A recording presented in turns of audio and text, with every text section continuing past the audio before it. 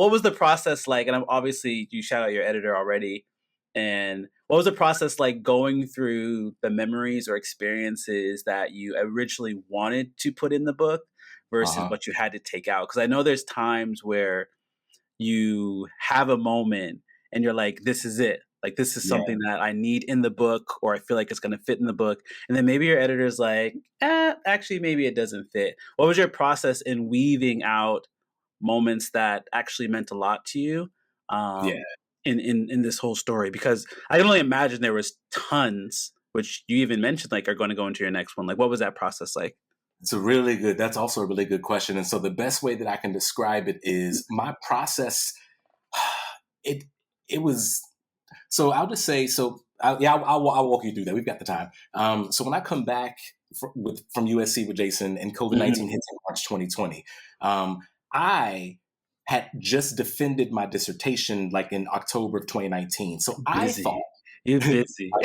I thought that the book that I was going to write was a young adult version of my dissertation. I was like, oh, I'm going to Oh. write something that's going to like talk about how I interview these people who are poets and spoken word artists and educators, and I'm gonna literally like write like a dissertation, young adult Uh-huh. style, right? Like that. Uh-huh. That's Uh-huh. what Uh-huh.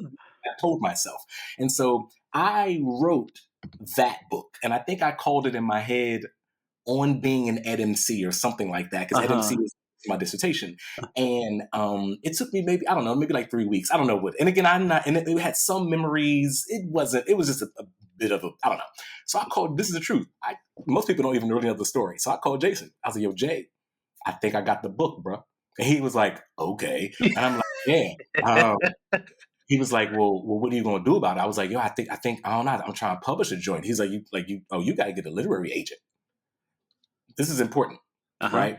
So I'm like, well, I don't even know what that is or who that is or what it means. I don't know of the publishing industry. Like I don't, you know what I mean? And Uh-huh. so the short story is I'm doing all this Googling. What is a literary agent? How do you find them? What Mhm. is a query letter? Like I went on this like journey of figuring Mhm. out how to acquire an agent. And so what I did was, this is the absolute truth, because I got to tell you how I got to the memories getting taken out. This is how it happened.